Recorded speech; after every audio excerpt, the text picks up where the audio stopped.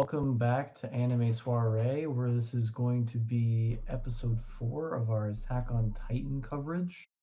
Or I guess episode 2, but we're covering episode 4. I am Will, joined by Kyle, Griffin, and a boss. Let's just jump right into the episode. I thought it was a great episode. Kind of continued the slower pace, but it definitely gave the impression of things ramping up. And then the after credit scene had Reiner and Aaron meeting, so that was pretty cool and setting us up for quite a banger of a next episode in 2 weeks. I did not know there was an after credit scene. It's the scene with Aaron and Reiner meeting, Colt or Falco leading Reiner to Aaron, and Yeah, then yeah, yeah. and that's And then Aaron goes, "Yo." Yo. uh, well, I guess one of the most important things in this episode is that they introduce a new character, which is Willie, and he is the leader of an esteemed Eldian subsection. I guess they're considered a royal family of Eldians within Marley. And there is some conversation alluding that he actually has a lot of influence into what the Marleyan government does, I'm pretty sure. He's talking about having his hands on the wheel. They hold one of the Titans as well. I don't remember the Titan's name. Warhammer Titan. Warhammer Titan. Warhammer Titan. It's the Warhammer Titan. And he seems pretty important. Everybody listens to him. There's a big fat guy in the middle of a party because they're throwing a party so everybody can get together so that they can get, the big boy Titan. And the fat guy went up, told a bad joke, and then Willie came on and everybody clapped. It was like that SpongeBob meme when he Squidward was holding SpongeBob and then he put him out to the crowd and then took him back out and then put him back to the crowd. And he's got everyone's ears. He's announcing a play that's going to also be a plan to, basically solve the Eldian crisis, which is, that Eldians are killing people because they have Titan powers. So that's probably the biggest takeaway. And it's going to get spooky. I like how there's one guy who's like cheering on Willie Tiber, who says a couple times, he's like, "Oh, this guy's the descendant of the hero," and it's like, okay, we get it. Thank you for reminding us. That reminded me of was it Marco that says, John, John, you're such a great leader. John, you're such a great leader. It's just like to remind, trying to make sure that the audience gets that one. Yeah, get it into the audience head that this guy's family, the Tiber family, is the descendants of the hero, which they called Elos in this, and think in the manga it was literally just heroes. Oh, well, Maybe it might have been a translation Japanese issue, people are with their L and R's. Well, yeah, but I thought I think it works either way because Helos is kind of angelic in the sun, and it's a pretty big thing. Whereas Heroes is a bit more on the nose, literally the hero. Yeah. I kind of like Helos better, to be honest. Yeah, me too. It definitely is it makes it it makes it seem more intelligent because it's not literally just hero with an S. Yeah. I'm not sure if that was intentional or just a translation thing, but I like Helos better. Yeah, me too. One overlooked but definitely major victory in my opinion was when Falco beat Gina in the race. Gabby. You mean Gabby? Gabby. Yeah. I think it's quite a pivotal moment because up to that point, he's only been losing to her in everything he does, and he has this internal mission of making sure he gets the Beast Titan. Because he wants to save Gabby. Armor Titan. Wait, no, is it armor or is it beast? It's armor. No, it's armor. His older brother. His older brother Colt is getting the Beast Titan, and I think that's already been locked in. Okay, so the Armor Titan, and he wants to protect Gabby. Some might even say that there's a bit of a controversy brewing because he might even have feelings for Gabby. Because he basically says to her, I'm just trying to I care about you. And he's kind of blushing when he says it. And then he runs away embarrassed. And then everyone's like, oh, he finally said it. but it's like, so did everyone already know this and we just didn't? I think Um, everybody knew except for Gabby, and Yeah, Gabby still doesn't and know they because even she make a comment literally like after does that, not like, understand. yeah, Gabby did not understand what he meant by that, and I think it's a little bit of willful ignorance. Like she understands, but she just doesn't want to believe like I that. kind of think Yeah, it's just anime shenanigans, you know? yeah. It's like Also that. Is it just well, me I you know or oh, go ahead, finish your thought, boss. I'm just saying, like, in my opinion, that was a pretty pivotal victory. I'm just happy it happened, and I'm excited to see how it moves forward from there. A small note, another very pivotal victory. We got to see Peak's ass. All right, continue. True. yeah. She is pretty she's fine. But yeah, I was just gonna say, is it just me, or is the Gabby Falco rivalry slash crush relationship better in the anime than it is in the manga? I don't know why, but I just like it better. Like it's more believable. I like Gabby more in the anime. Like in the manga, I fucking hate Gabby. In the anime, I don't hate her as much, and I think that the rivalry is kind of cute. I don't know. I also agree. I think they've done a really good job with Gabby so far. Like they showed her being very confident in herself with just in the first episode with her doing the mission with the grenades, and then the train scene. I think it was in the last episode, which was a departure from the manga where everyone's chanting her name and she's chanting me, me, me, and like those are very confident moments, and they showed that she has very high level of confidence in herself. But also they like help you endear yourself to her because it's like comedically very well done. And yeah, I agree. I like Gabby a lot more than I did at this point in the manga. Um, and on the subject of the relationship, I don't know. I thought I could have sworn in the manga like there was more build up to like Colt telling about his feelings about Gabby. Like I mean with Falco. on the train, and then I thought the moment where he actually like says that to her, I thought that that was a longer scene, but maybe I'm mistaken. I think there are more training scenes in the manga. Um, but I'm not sure about that. I haven't like read it since the new chapters or Also, since I the new think the episode. scene with Falco beating Gabby in the race, I think wasn't that told from their perspective as opposed to like them getting watched? Um, I actually have the chapter open right now, and it looks like it kind of is going between. No, it's pretty much the same in the manga. Okay, They're okay. like looking down. I mean, it like the camera, or I mean, like there are some panels that are close, but like I think it was the same in Yeah, the okay. anime too. It kind of switched between them, and there was like the overlay of like the like grown-ups talking, you know, like all of like the actual warriors, and then also Gotcha. Colt. Yeah. I guess another big, point of this episode is Aaron kind of furthers his relationship with Falco, and he's like, "We're sending these letters," and you're like, "Why is Aaron sending letters? Why does he look so scary? Why is he pretending to be an injured man in a military hospital?" And there's a lot of questions, and Aaron looks really serious. He looks a lot more grown up. His voice is different. His entire demeanor is different. You can clearly see he's changed as a character, but we don't really know what his motives are at this point. And he has an interesting conversation with his grandfather, and it kind of seems like Aaron's fucking with him a little bit. And Yeah. that was kind of weird. You get to see your grandfather for the first time ever, and your immediate reaction is like, "Hey, do you feel bad about anything?"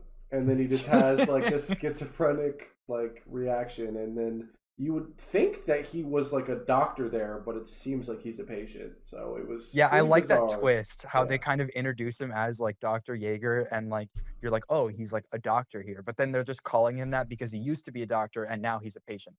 I thought that was a little And well, neat. I thought it was kind of like them when I first read him when I saw this, I thought it was like kind of like them like indulging him, like he still thinks like he's a doctor there, and like they're kind of like, oh yeah, Yeah, maybe. Dr. Yeah. Yeager, yeah. Some Shutter Um, Island shit. Also, like, yeah, exactly. Also, like with that scene with Aaron and his grandfather, it was like seeing Aaron kind of fuck with his grandfather and like the lack of remorse for having his grandfather break down into like almost like PTSD or like a schizophrenic episode is like definitely like a pretty big moment for Aaron because it's not Big very Aaron moment. sympathetic. Yeah, not a very sympathetic moment, just like purposefully triggering your grandfather. Yeah. Well, he also does have all of Grish's memories.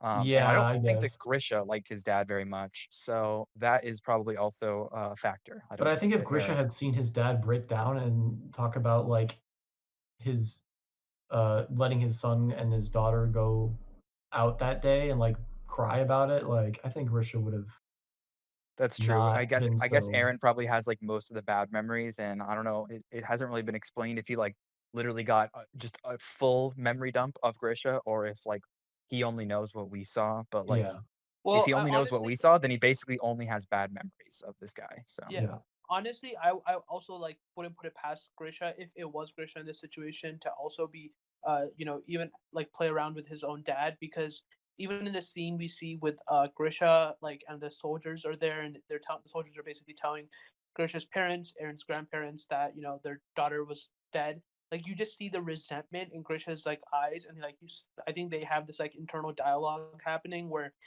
Grisha's like, like, I hate my father for just sitting there and like listening to these soldiers and just accepting what they have to say. Like, he knows that they're not telling the truth, and he refuses to speak up about it. Like, I hate and despise my parents for just becoming cogs in the system, and not thinking about like the situation and thinking about the truth behind the matter. So yeah, and just, like, I the don't lack of think dignity too, like, that they're yeah I basically just, don't like think yeah. Go ahead. No, I was just gonna say that they're literally just like this guy may or may not have. I mean, he actually ended up. It was the case that he literally killed his daughter, and this guy's like, "Oh yeah, like sorry, like our kids made a mistake."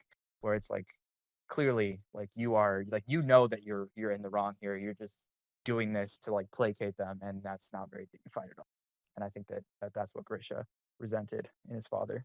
Oh, yeah. Also, one thing I was confused about is, so Grish is a doctor, right? This like Marlene hospital, but it seems as though he's like also maybe a patient in the hospital, because like the Were you two paying doctors attention see to him from the boss? window. What? We were just talking about We that. just talked about this. No, I was. I sorry, maybe I misheard. No, yeah, we talked about But this, but yeah, we and Kyle and Will talked about the fact that it seemed like at first he was a doctor, but he is very much a patient and not a doctor. You're good. so he's not a doctor at all. He used no. to Well, he be. used to be a doctor, but then he I, probably lost his shit because his children are gone and some fucked up shit happened. So now yeah, at he's most, traumatized. I mentioned at most they might be like indulging him, giving him a lab coat because it did look like he was wearing a lab coat, but I It's don't true. think he's working there in any capacity. What else happened this episode? I guess there was the party. The party. We're introduced to I always forget the country's name, but the Asian country. The It's not Japan, basically, is starts what it with is. starts with an H. Yeah, It's Almost Kizaru. Japan. yeah. We're introduced to them, and we're introduced to Willie Tyler has a moment with what's their country called? It's like the two childhood friends that he met. Yeah, Um, like there's like like I think one of them is like the Middle East guy from like, yeah, and then I don't know, they're like he just basically showing that Willie Tyver has global connections. He is a yeah. global, sure. And then with the Asian country, we get to see at least the one representative we get to see. Obviously, does not feel the same way about Eldians. Because she saves who was it again? Was it the guy with the glasses? I can't remember his name. Yeah, the guy with the glasses. I don't remember his But name. she saves him from being ridiculed, basically. So obviously, the world does not feel the same way about, or the entire world doesn't feel the same way about Eldians as uh, Marley does.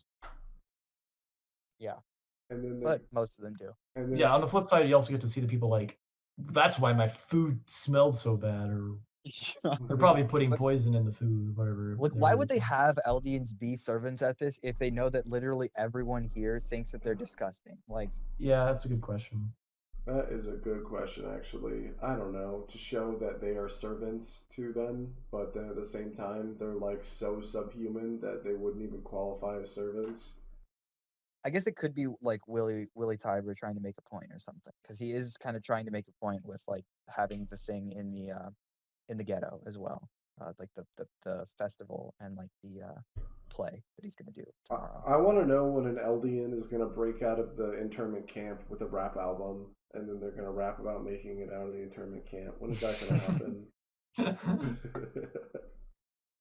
It could happen. Just another day in the internment camp. And then they go to the actual festival and they like try pizza and shit and they get fat and then Gabby gets dragged by Reiner and I thought that scene was really cute. And, Yeah. I love like, Reiner's relationship with the kids. He's like just a total dad. Yeah. Yeah, what a dad. I love that. He's like a mass murderer, but still a total dad.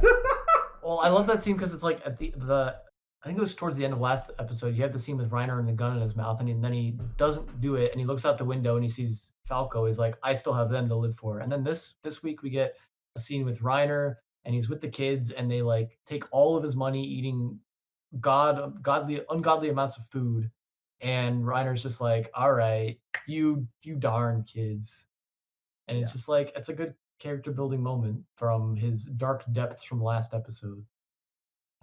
Yeah. Dude, it's kind of I really wish like one more of the people from the wall would have made it back because like Reiner is just like alone in this bitch. Like he went, murdered a fuck ton of people, and he doesn't even have anybody that understands what happened. And it, that must suck. And it would also Bertel also being here would be like a really interesting dynamic. If they were both back from that, it'd be very interesting. Yeah. Or Annie if she wasn't still in the ice cube. Yeah, he kind of has Zeke, but Zeke wasn't there for the entire time. So, and he didn't like go through training camp. Yeah, he wasn't like undercover like they were. He was just sort of throwing rocks from a distance. Yeah. And Zeke has hot girl shit to do. Okay, he's a busy man. He doesn't have time to placate Reiner's depression or whatever the fuck. He's also going to die very, very soon. So yeah, he's got 1 year left. So yeah, good. Have we seen anyone die yet? According to like the 13-year mark or something like that. Oh no, I don't. We actually have not. I don't think seen someone. Well, they all get eaten before they die. Yeah, because yes, we have. Well, oh yeah, but not like we haven't seen someone die like due to the fact that it has been 13 years. Oh no. Because at that point, like then the Titan would go to a random person. That'd be pretty cool. So the first, like, there's a chance that this isn't true. Like the whole, because remember, did they? That's true. Yeah, like we have not actually seen any confirmation. The only deaths that have happened have been in preparation for the 13-year cutoff, rather than due to it actually happening. Yeah. Was Aaron's dad at the 13-year point? Is that why he passed it on to Aaron? Possible. Yeah, I think he was getting close. Because Aaron was around 13, probably when he got it. He was pretty young, and like I think he was younger than that, but also like he had to like come over and like find Aaron's mom and like put a baby in her and stuff. Well, when we meet Aaron, he's like 12, isn't he?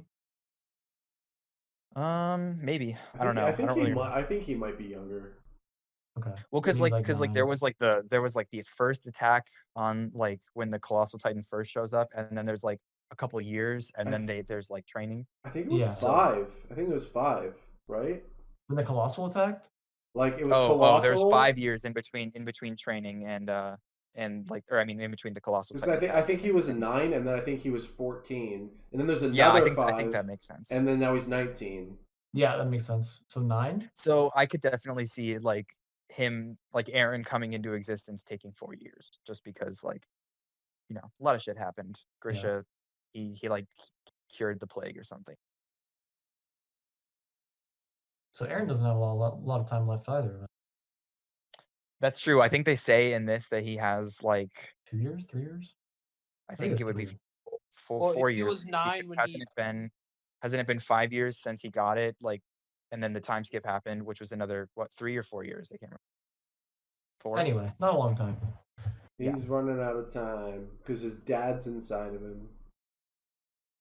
Yeah, his dad is inside. Anything else happened this episode? I mean, then we get and we see the stage. Willie Tiber mentions that the family has the Warhammer Titan, but he also like tells Captain McGath to guess which one has it, and Captain McGath's like, I have no idea. So they're setting up this idea that the family has it, but they're pretty secretive about it, and they don't want people knowing who has it and what what the whole situation is. Yeah. What is the Actually, whole while we're talking about Tiber and the Tiber family, what like I don't really like. What do you guys think about the fact that like he obviously is an Eldian because he's like able to have a Titan, and like his entire family is Eldian because they are blood relatives, but like they basically rule the country even though they're Eldians. Like I don't know, like I always thought that was weird that like this country was introduced like not that long ago, and then in this episode in this like chapter or episode or whatever, like they're kind of like being like, oh, just kidding, it's actually ruled by Eldians the whole time. Like I kind of thought that was like weird, confusing? and Yeah. it didn't really seem there was like enough like time spent here or like time understanding like what the like supposed like what the public facing political system is to like really feel like that was like a twist or whatever. It's just like, oh, I guess they're also ruled by Eldians, but like in secret or something. I I don't know. It felt weird and like not Yeah, I don't know really. what the political dynamic is, and I wish they clarified it. I kind of thought about it as like we talked about last week, like this carried on a stick of honorary Marlian, and it seemed like this is like the actual encompassing of like an honorary Marlian, where like they're Eldian, but they can rule the country because their family is powerful and they are actual honorary Marlians. Like I So don't know what like the hierarchy is. Are they at the tippy top? Are they below like whatever I think that political? they are actually like the true leaders. They're like the shadow leaders of the country, is like the impression that I got. Like, well, yeah, he Okay. said he had his hands on the steering wheel of the country, so it definitely seems that way. and also like Magath is basically like, oh, if there really is someone like steering this country from the shadows, and he's like talking, and it's like Tiber's right there. Like he like basically, I think the scene is implying that like Tiber is that guy. Like he is the guy who's ruling the country from the shadows. Yeah, which I don't begs the know. question: why would he not uh, allow Eldians to not be interned? But you know, Yeah, I don't We'll, know. we'll never I know. maybe yeah. I think I don't know. I think the implication is that this was part of the deal for like, like you guys are gonna go over to like paradise, and then like we'll stay here, and like our family will be fine because we're ruling the country. But like, the ones who get left behind are just gonna have to get fucked because they're gonna have to like atone for the fact that the Eldians went on this like huge, they like oppressed a bunch of people or whatever before the and the war. also maybe they're honorary Marlians in more than one way. Maybe they actually have like the Marlian mindset of Eldians are bad. The Marlian mindset. Yeah, maybe Yeah, they have that mindset that Eldians are subhuman, and even though they're Eldians, they're like um, just isn't there a term for that? they're like I don't know, like they're So blind, they're brainwashed. They're like Brainwash. I don't know. I feel They're like indoctrinated I feel with the like Marleyan propaganda. I feel like Willie is just like, all right, well, there's no way I can free my boys, so at least I can be in power, and this dynamic seems to work, so I'm not going to change anything. Yeah, Oh, Willie I and was the and thinking of like then captain. Uncle Tom's. They're like Uncle Tom's kind of where they're just oh yeah, betraying. I could see that. I mean, also I kind of think that they're just like, this is like that's been their situation for now. Like, but then I guess he's like kind of trying to change that situation by saying like, okay, maybe if we just kill the island devils, then like we'll be able to like have our people live a better life here because like we'll just be like, okay, those were the bad guys and those are gone. I don't really know like if people would actually like buy into that or whatever, but I think that's kind of like the point of the festival is to like kind of have that be the narrative. Yeah, I Also, mean, it and that's seems kind of like like everyone else's, like all the other Eldians, their hope is that I mean, Gabby says this so many times, like she's like, oh, like the Island Devils, like once we like go over there and like kick their ass, then like we'll, everyone will be good, and like everyone will like us here and stuff like that. hmm it also seems a bit like there was a few scenes where Willie and the captain were kind of simping for each other. Like definitely Willie's in power, but like I think he like refers to the captain. He's like, "You are the commander of the military, after all." Commander's like, "Oh no, but you are like the leader of the state, and so you are the commander of the military."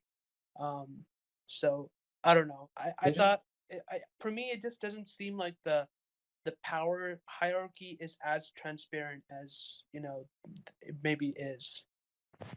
that just kind of struck me as like them being reluctant to acknowledge their power and like to admit that they are in that position. Like they don't necessarily want all that responsibility, so they're not ready to be like, yes, I will command the armies or whatever. It just doesn't seem like their characters to be that upfront with it. Like I'm sure Magath is like, all right, I will do whatever I can to lead this country's armies in the best way possible, but he's not going to jump at the opportunity. I kind of think that this. Oh, go ahead, Griffin. Never mind. I'm finish your thought. Okay, I was just gonna say, like, I kind of think that this like part of the story like would be benefited by either focusing more on the politics or focusing less on the politics. I think that it's like in a weird middle ground where like it kind of has a lot of weight in the narrative, but they don't really explain like the mechanics of it that well. So we are kind of like having to do like a lot of guesswork if we want to really dig into it. And so it's like either we like kind of guess and like we're basically filling in the holes like the narrative didn't actually explain, or we're just sort of like waiting for like I mean, this is kind of like the way I see it, this is basically set up for like how the people like the paradise, like the characters that we've been with the entire time will react to this situation. And I think that's like the more interesting stuff. But I think that like the setup doesn't really need like if this part of the story is just functioning as setup for that, then I don't know if it like needs a lot of like the political gears that are like turning now. And it's like maybe if they wanted to make it more focused on the politics, then they could like explain the mechanics of it more, and then I would be able to be more invested in it. But I think it's kind of in this weird middle ground right now where it's like I don't really know that much about the politics of Marley, so I can't really get that invested in it. So I'm basically just kind of stuck like waiting for the characters that like I want to see what they've been up to come back and like react to this whole situation. So I don't know. I think this is like it definitely like gets better like once that kind of stuff like once we get that payoff. But I think that as a setup, it's a little like long-winded. Yeah, If that makes sense. All right. I agree. We're pulling up to the end, but we always end the other podcasts with like like a conclusion and a rating. We can't really rate every episode. Like we could, but it'd be kind of dumb. So, fuck one, marry one, kill one. Reiner, Kenny Ackerman, and Super Mario. Super Mario. That's for those King Rice. For those uninformed.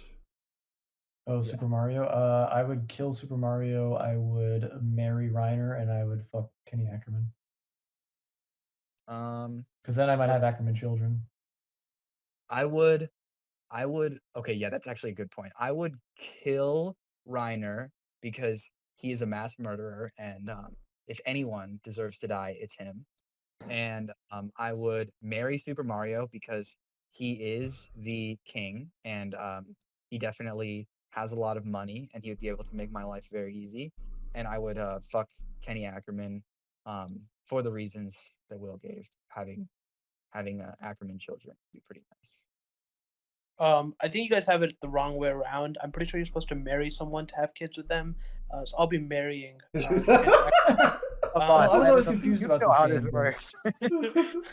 I was confused about this game, like, because marry, doesn't that imply that you'd be fucking them multiple times? I mean, it could.